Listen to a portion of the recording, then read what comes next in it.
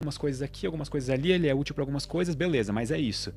A verdadeira revolução, na minha opinião, que vai fazer a gente ficar totalmente dependente de IAs é quando elas entenderem o que elas estão fazendo. De uma certa forma, criar consciência, você tá falando? Não necessariamente consciência, embora eu acho que esse é um estágio que depois acho que segue naturalmente, sabe? Mas, por exemplo, tu pode hoje em dia dar pro ChatGPT fazer uma conta, sei lá, 2 mais 2 igual a 4, que tu esperaria o 4 como resposta, ele vai te responder talvez 5, ou algo assim. Porque, sei lá, deu algum rolê ali no meio que zoou a conta Já aconteceu isso comigo. Lapso de consciência, disse o ChatGPT. Uma vez eu tava escrevendo assim no ChatGPT, tirando uma dúvida sobre um episódio chamado de A Crise do Ouro. Foi quando os franceses foram até os Estados Unidos, mandaram um navio de guerra para pegar o ouro que eles depositavam no Banco Central Americano, que era aquela época do dólar com lastro em ouro e as outras moedas com lastro em dólar. Aí o De Gaulle era presidente na França, o ministro dele falou, olha, os Estados Unidos estão imprimindo muito mais dólares do que tem ouro, por causa da guerra do Vietnã. Vai lá e pega o nosso ouro. E eu não lembrava a data. Eu lembrava que era antes de 71, mas não lembrava se era 68, 69. Eu perguntei pro ChatGPT, ele falou, foi em 1960. Eu falei, não, isso tá errado. Não foi nessa data. Aí ele, você tem corrigiu. razão, foi em 68. Eu falei, por que você mentiu pra mim? Aí ele falou, eu não menti, foi um lapso no meu banco de dados. Então ele praticamente falou, deu branco. Tá vendo só? É Tá aí, uma boa desculpa pra galera que vai fazer prova. Ó. Escreve lá, foi um lapso no meu banco de dados. E aí chega na questão do Sora, que eu acho que é a que todo mundo deixou meio que... Todo mundo não, mas a maior parte das pessoas deixou passar batido, que eu acho que é uma das capacidades mais incríveis da nova ferramenta da OpenAI. Que todo mundo viu a geração de vídeo através de texto e acho que todo mundo ficou igualmente impressionado com a capacidade de geração de vídeo que aquela ferramenta tem, porque eles são incrivelmente realistas e eu vejo muito potencial para isso ser usado até em filmes no futuro. Não, já tem um ator que eles estavam investindo 800 milhões num novo estúdio, alguma coisa assim pra cinema, o cara já abortou o projeto. Não tem sentido. Caramba. Claro. Só que o que realmente chama atenção é as entrelinhas e os artigos que vieram depois. Porque eu não sei se vocês acompanharam, mas o Sora, na verdade, ele é como se fosse um gerador de mundo. Vocês viram os vídeos da ferramenta gerando Minecraft? Não vi. Literal, tu imagina, é o Sora, tá bom, então alguém digitou pessoa jogando Minecraft, daí gerou um vídeo de alguém jogando Minecraft. Não. É literalmente um mundo gerado instantaneamente em tempo real, em que o mundo é Minecraft. E o player, por exemplo, o jogador do Minecraft, é como se fosse a Sora. Ou o Sora, não sei, já tô colocando, dizendo que é gênero no negócio. Mas... Sorry. Daqui a pouco vai aparecer. Não duvido, não. E aí... É como se ela literalmente estivesse jogando e explorando o mundo, mas mais do que isso, ela entende a física daquele mundo, para simular aquele mundo. Então, eu acho que essa é a grande capacidade que essa ferramenta tem, que a gente não tinha até então e que vai mudar muita coisa por aí. Porque quando a gente pede para ela gerar um vídeo de um copo de água mexendo, ela tá tentando entender como...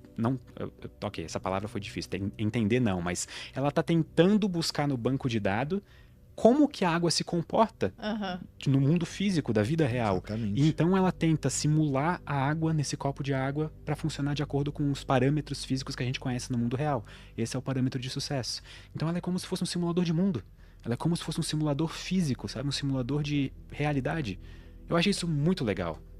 Assim, me deixou empolgado. Eu também olho para isso e eu fico pensando onde é que vai parar. Porque se você pensa num programador, sobre a realidade que ele atua, ele é Deus. Ele cria as leis da física lá dentro. Naquela realidade, ele tem muito mais poder do que um ministro do STF, um presidente, um imperador.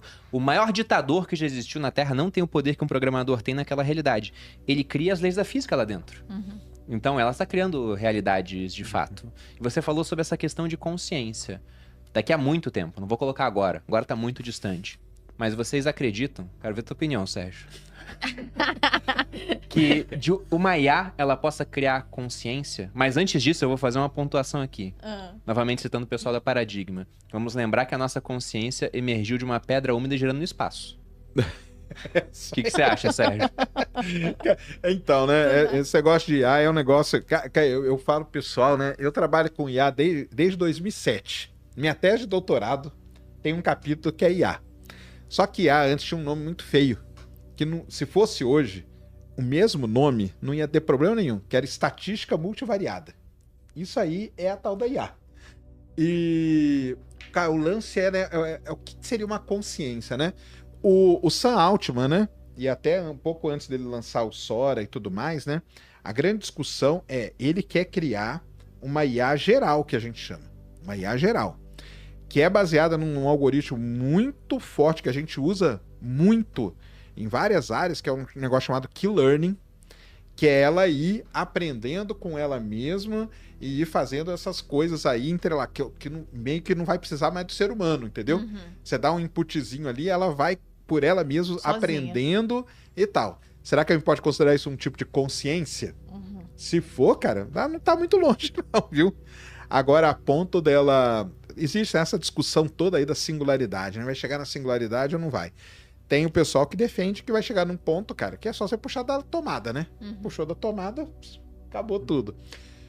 Aquele pessoal lá, os pais da IA moderna aí, um deles queria bombardear todos os centros lá, né? Os database.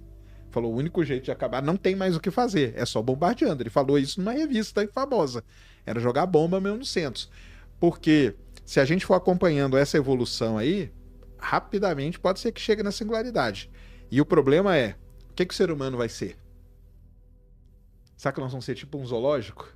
Tipo, eu acho que a gente vai ser cara. livre pra fazer o que a gente quiser, sabe? Será? Você não acha que vai ser o apocalipse? Não, primeiro vai, mas depois vai ser legal, entendeu? Tipo, primeiro tem um apocalipse, depois vai ser um mundo melhor. Eu adoro quem é. Você acha que vai ser melhor? Não sei, não. Não, assim, eu acho que... Não, por parte, você acha que é possível a consciência emergir de manhã? Eu não vejo motivos pra não ser, mas de novo, isso é opinião, sabe? Eu não tenho um ponto de dado em que eu consiga dizer, não, ok, a consciência surge a partir dessas coisas, então é possível que a consciência surja. Porque a consciência é um termo muito assim. Mas a gente não entende direito ainda. Então, mas se você pega esse lance de uma IA ir conversando com a outra e ela ir aprendendo, ou seja, não vai precisar mais você falar pro chat GPT, não, cara, não é isso não. Ele vai se autocorrigindo ali. Ele vai entendendo o que ele tá fazendo e ele vai... E outra coisa, que entra um pouco no negócio do Sora, que o Sora, ele gera um vídeo a partir de um texto.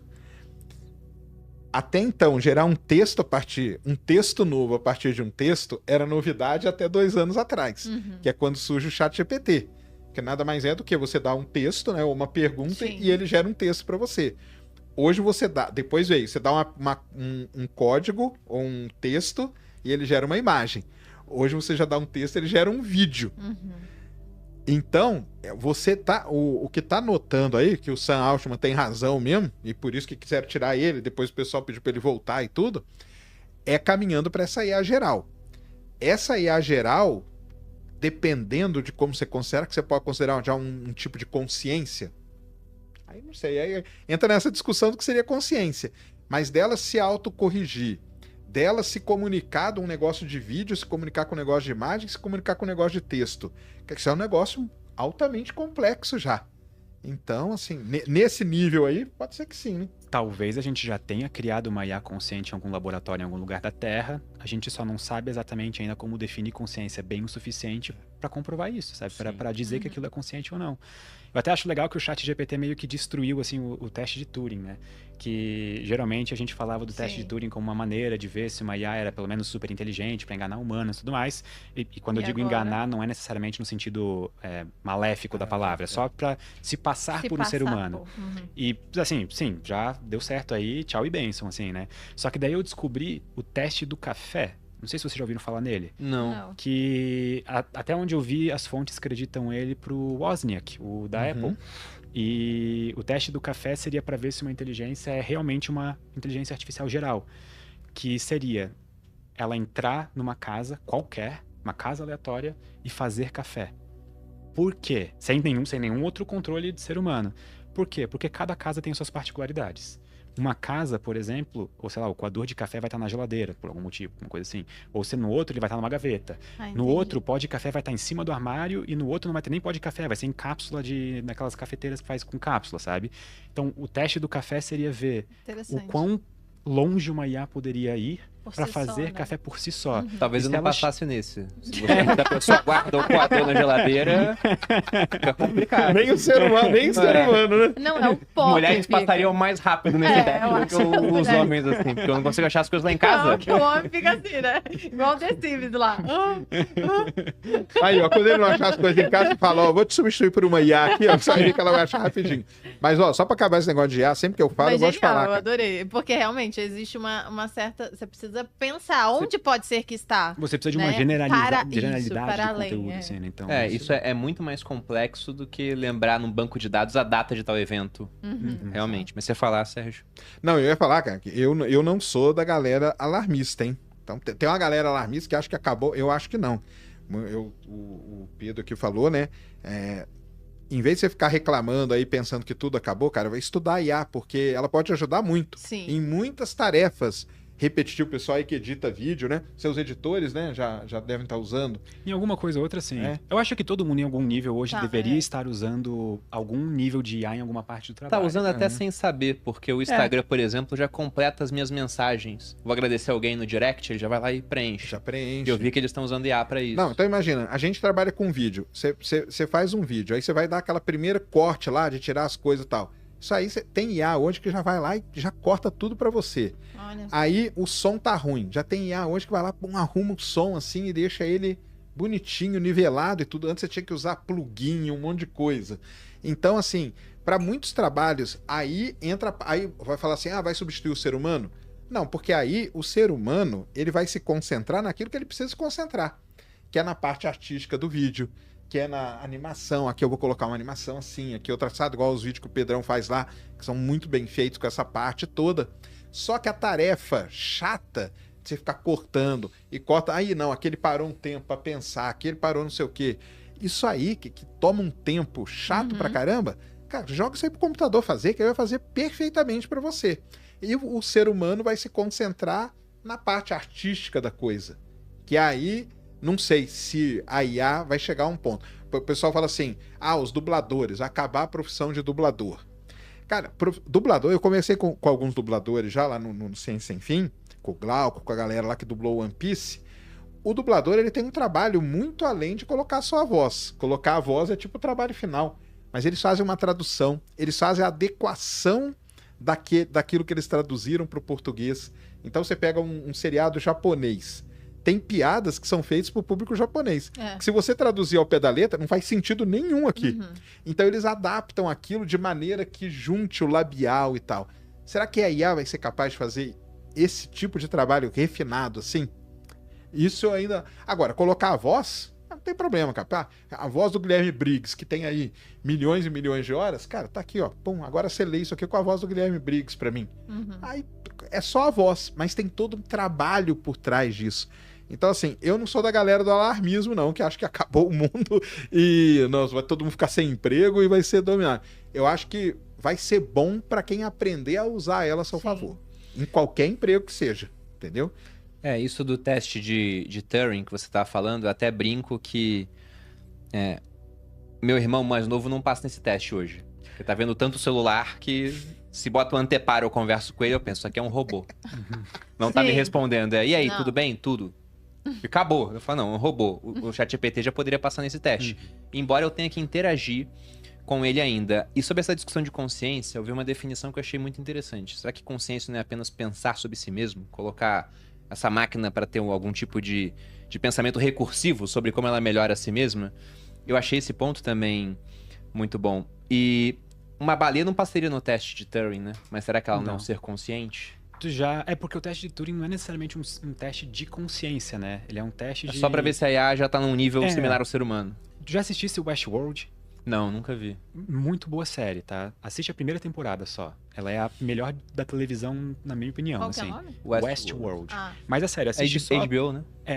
Assiste só a primeira temporada, no máximo a segunda. Ela ia ter 5, foi cancelada na 4ª, mas não é porque ela é ruim, é porque eles cortaram custos na série, tá? Na HBO como um todo. Mas na série tem a premissa de um parque de robôs, em que seres humanos vão e eles podem fazer o que quiserem com os robôs. Então, sei lá, literalmente o que quiserem. O que vocês estiverem imaginando agora, eles podem fazer. O plot principal da série começa quando alguns robôs começam a desenvolver consciência e se tornarem autoconscientes, ter consciência da sua própria existência, da sua própria condição como robô. Uma das maneiras como eles atingem isso é com uma ideia chamada mente bicameral. Tem um livro sobre isso. Sim, eu ainda não li esse livro. Eu sei que assim, ele é bem controverso, sabe? Porque ele não é, digamos, uma teoria científica ou algo assim, mas é uma quase filosófica. Mas é uma leitura interessante, que na série, o que eles fazem com isso? É como se programassem os robôs para terem um diálogo, um monólogo interno. E quando esse diálogo interno conversa com uma outra voz interna, ela começa a desenvolver consciência, sabe, na série. Essa função recursiva. Exato, porque ela começa a se fazer perguntas e se questionar sobre a sua própria existência e condição no mundo. Então, não sei se vocês já conversaram com vocês mesmos na cabeça. Quase o diabinho e o anjinho dentro da cabeça. Exato, essa é a ideia. Na série eles usam isso como um impulsionador de consciência nos robôs. Vale muito a pena assistir, é muito mais legal do que isso, tá? Que era baseado nisso, porque o livro que fala disso é de um cara chamado Julian James. A origem da consciência na quebra da mente bicameral. E o argumento que ele usa... Eu não li o livro, tá? Mas eu conheço o argumento porque ele fala de um livro que eu gosto muito, que é a Ilíada. Ele fala, olha, na Ilíada, que é a obra do Homero, a sua obra magna, você não vê os personagens tendo dimensões internas. Eles não têm diálogos internos. Eles estão só combatendo violentamente, tacando pedra um no outro, matando, se defendendo. E quase tudo é como se fossem... eles não param pra pensar. E tem comandos de deuses. É Atena falando com Aquiles. É Apolo falando com Heitor. Então... Os deuses na obra são quase engenheiros de prompt, falando, ChatGPT, faça tal coisa. E ele fala que durante um certo tempo da história da humanidade, nós tínhamos essa mente dividida em duas câmaras. Uma onde você pensava, só que você não sabia que era você. Era como se fosse um comando externo. Aí até uma possível origem para as crenças que toda cultura tem em deuses, né? Deuses estão falando comigo. E aí no outro você executava aquilo que você ouvia. Aí uma hora ele fala que essa câmara dividida em duas se quebrou e a gente passou a ver, não, esses comandos que eu tô recebendo sou eu mesmo que estou dando. Legal. E acho que é isso, né, Boludinha? Sim, já tá, minha bexiga já... Tá.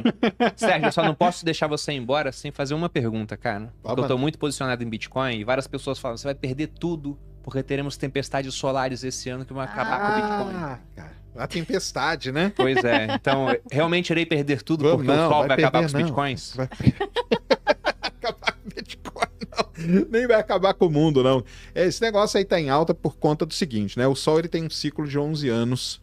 Nós estamos chegando no máximo agora esse ano. 2024 é o pico desse ciclo atual, chamado ciclo 25.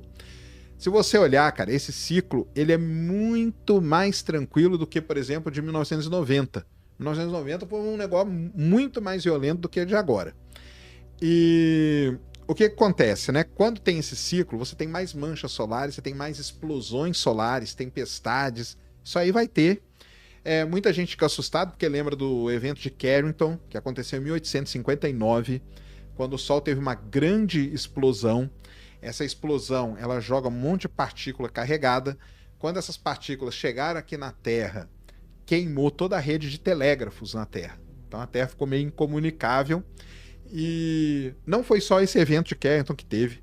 Em 1862 teve outro, em 1870 teve também. E vai tendo. E pode ser que a gente tenha até explosões solares maiores do que a do evento de Carrington. A questão atualmente são duas, tá? Primeiro, logicamente que hoje nós somos muito mais dependentes da tecnologia. Então se der um pau em satélite, principalmente de GPS, que talvez sejam os mais atingidos aí, e da órbita baixa. Esse é um outro ponto. Nós nunca tivemos tanta coisa na órbita baixa da Terra, que é a parte que vai ser mais afetada. Porque aumenta a densidade da atmosfera, isso aumenta o limite do espaço, né, que é 100 km, ele pode passar a 110, 120, e por aumento de arrasto, alguns satélites podem queimar. Isso aí pode acontecer? Pode. O lance também é o seguinte, nós nunca tivemos Sol tão monitorado como a gente tem. Então, se você entra no site do NOAA, NOAA, que é a Administração Americana para Atmosfera e Oceano, todos os dias lá tem a previsão do Space Weather, que é o clima espacial. Eles fazem previsão igualzinho tem a previsão do tempo. E essa previsão eles fazem para 3 dias. Então, a gente tem o controle disso. O que quer dizer com isso? teve uma grande explosão no Sol que criou uma CME, que a gente chama, que é uma ejeção de massa coronal, que é essas que vão afetar a Terra. Ela demora basicamente 3 dias para chegar aqui na Terra. Aí, como que vai fazer? A gente manobra os satélites. Então tem satélites, eu converso direto com a Cláudia, lá do INPE, entendeu? E nós estamos em contato até com o pessoal do NOAA. Os satélites, eles são manobrados, então você consegue colocar esses satélites em posição, você consegue desligar determinadas partes do satélite que vão ser mais sensíveis, principalmente coisa muito eletrônica e tal, tem coisa que você consegue desligar, e tem o seguinte, isso aí passa, é tipo uma onda. Passou, tudo volta ao normal. Tudo volta ao normal, tudo funciona normalmente e tal. Os satélites que podem ser afetados são de GPS. Esses podem ser afetados, podem, mas nós temos muitos satélites de GPS também. Então, o que acontece? Às vezes, você pode ficar sem GPS durante uns 20 minutos, uma meia hora. Isso já aconteceu ano passado.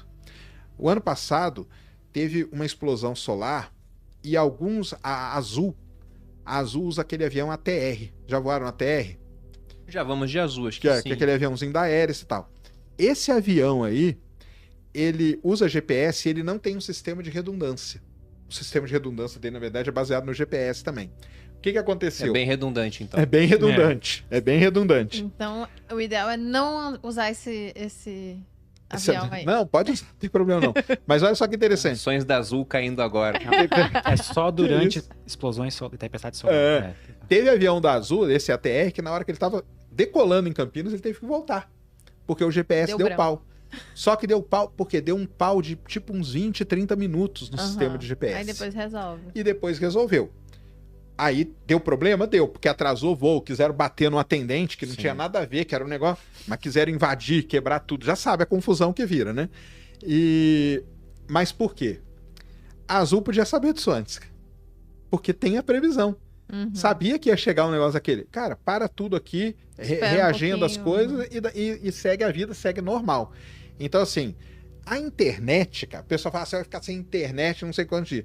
Só que a internet, a maior parte da internet nossa é cabeada, né, cara? Então, pra uma tempestade solar bater num cabo lá no fundo do oceano e destruir tudo, acho que é muito... Assim, cara, eu também não vou falar que não vai acontecer, porque vai que amanhã explode. Mas, cara, não vai não, você vai ficar com seu Bitcoin tranquilo. O problema é corrente induzida nos cabos. Mas para isso precisa de um evento Carrington novamente. Uma tempestade solar tão grande quanto a de 1859. Exatamente. A gente quase teve uma em 2012. Em julho de 2012, teve uma erupção solar que gerou uma ejeção de massa coronal, que ela errou a Terra por 9 dias. Olha. Se ela era tão forte quanto a do evento Carrington de 1859. Isso. Se ela tivesse pegado em cheio a Terra, aí provavelmente a gente teria esses efeitos de ia ser cabo derretendo, ia ser eletrônico queimando. A gente ia demorar alguns anos para voltar à infraestrutura como ela era. E nesse meio tempo, provavelmente várias regiões do mundo, se não o mundo todo, poderiam ficar desconectadas ou com diversos sistemas inoperantes. Seria bem difícil. Caótico. Bom, essa é mais fraca, como você falou, né? Então... Não, o ciclo atual, ciclo atual ele é fraco, cara. Ele é bem mais fraco. O de 90, por exemplo, foi muito maior do que esse.